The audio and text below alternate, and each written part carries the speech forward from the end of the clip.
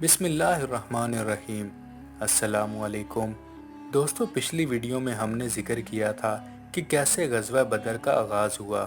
اس کے بعد ایک شخص کو حضرت محمد صلی اللہ علیہ وآلہ وسلم کے لشکر کی تعداد معلوم کرنے کے لیے بھیجا گیا۔ وہ اپنے گھوڑے پر سوار ہو کر نکلا، اسلامی لشکر کے گرد ایک چکر لگایا، پھر واپس قریش کے پاس جا کر خبر دی کہ ان کی تعداد تقریباً 300 ہے۔ ممکن ہے کچھ زیادہ ہوں گے، لیکن میں نے دیکھا ہے کہ ان لوگوں کو آپس میں اپنے گھروں کو جانے کی کوئی تمنا نہیں۔ میں سمجھتا ہوں کہ ان میں سے کوئی شخص اس وقت تک نہیں مارا جائے گا جب تک اس کو قتل نہ کر دیا جائے۔ تمہارے بھی اتنے ہی آدمی مارے جائیں گے جتنے ان کے۔ اس کے بعد پھر زندگی کا کیا مزہ رہ جائے گا؟ اس لیے جنگ شروع کرنے سے پہلے اس بات پر غور کر لو۔ ان کی بات سن کر کچھ لوگوں نے ابو جہل سے کہا، جنگ کا ارادہ ترک کرو اور واپس چلتے ہیں، بھلائی اسی میں ہے۔ واپس چلنے کا مشورہ دینے والوں میں حکیم بن حزم بھی تھے، مگر ابو جہل نے ان کی بات نہ مانی اور جنگ پر تل گیا، اور جو لوگ واپس چلنے کی بات کر رہے تھے انہیں بزدلی کا طعنہ دیا۔ اس طرح جنگ کا آغاز ہوا، حالانکہ ابھی لڑائی شروع نہیں ہوئی تھی۔ اسد مخزومی نے قریش کے سامنے اعلان کیا کہ میں اللہ کے سامنے عہد کرتا ہوں، یا تو مسلمانوں کے بنائے ہوئے حوض سے پانی پیوں گا یا اسے توڑ دوں گا، یا پھر اس کوشش میں جان دے دوں گا۔ پھر وہ میدان میں نکلا۔ حضرت حمزہ رضی اللہ تعالیٰ عنہ اس کے مقابلے میں آئے۔ حضرت حمزہ رضی اللہ تعالیٰ عنہ نے اس پر تلوار کا وار کیا، جس سے اس کی پنڈلی کٹ گئی۔ وہ زمین پر گرا، خون تیزی سے بہہ رہا تھا۔ اسی حالت میں وہ حوض کی طرف نکلا اور پانی پینے لگا۔ قریش کے کچھ اور لوگ بھی حوض کی طرف بڑھنے لگے، جن میں حضرت حکیم بن حزم بھی تھے۔ حضور اکرم صلی اللہ علیہ وآلہ وسلم نے انہیں آتے دیکھ کر فرمایا، انہیں آنے دو، آج کے دن ان میں سے کوئی بھی اس حوض سے پانی پی لے گا، وہ اسی کفر کی حالت میں قتل ہوگا۔ دوستو، روایت میں آتا ہے کہ حضرت حکیم بن حزم نے پانی نہیں پیا، اس طرح وہ قتل ہونے سے بچ گئے اور بعد میں اسلام لے آئے، اور وہ بہت اچھے مسلمان ثابت ہوئے۔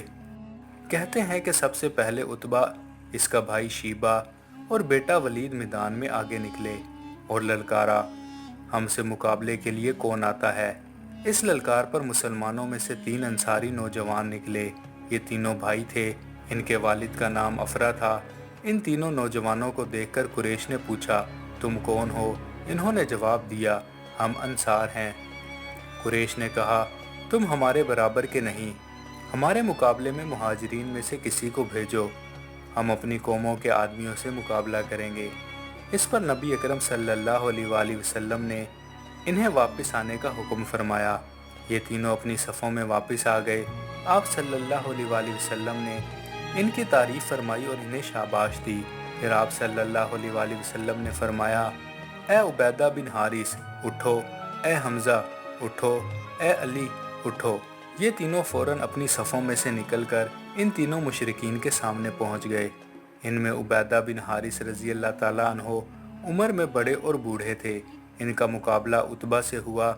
حضرت حمزہ رضی اللہ تعالیٰ عنہ کا مقابلہ شیبہ سے، اور حضرت علی رضی اللہ تعالیٰ عنہ کا مقابلہ ولید سے ہوا۔ ایک ہی وار میں ولید کا کام تمام کر دیا گیا۔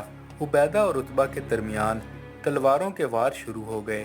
کچھ دیر تک دونوں کے درمیان لڑائی جاری رہی، یہاں تک کہ دونوں زخمی ہو گئے۔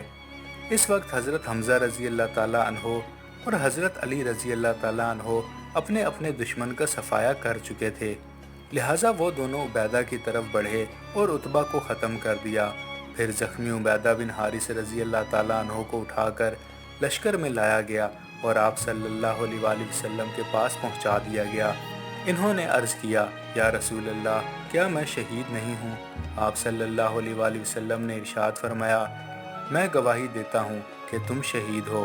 اس کے بعد سفر کے دوران مقام بدر پر حضرت عبیدہ بن حارث رضی اللہ تعالیٰ عنہ کا انتقال ہو گیا اور انہیں وہیں دفن کیا گیا۔ ادھر مشرکین واپس جا رہے تھے۔ یوں بدر کی لڑائی کا آغاز ہوا اور مشرکین کو نہ چاہتے ہوئے بھی یہ لڑائی لڑنی پڑی۔ بدر کے بارے میں بتاتے چلیں کہ بدر مدینہ منورہ سے تقریباً 80 میل کے فاصلے پر ایک گاؤں کا نام ہے، جہاں زمانہ جاہلیت سے سالانہ میلہ لگتا تھا۔ یہاں ایک کنواں بھی تھا جس کے مالک کا نام بدر تھا، اسی کے نام پر اس جگہ کا نام بدر رکھا گیا۔ اسی مقام پر بدر کی عظیم جنگ ہوئی۔ جس کا ذکر ہو رہا ہے۔ اس لڑائی میں کفار قریش اور مسلمانوں کے درمیان سخت خون ریزہ جنگ ہوئی اور مسلمانوں کو عظیم و شان فتح نصیب ہوئی۔ اللہ تعالیٰ نے بدر کا دوسرا نام یوم الفرقان رکھا۔ اسلام کے 313 جانبازوں نے کفار مکہ کے 1000 کے لشکر کو شکست دے دی۔ اس لڑائی کا مزید تذکرہ ہم آنے والی ویڈیوز میں کریں گے۔ مزید ویڈیوز کے لیے چینل کو سبسکرائب کریں۔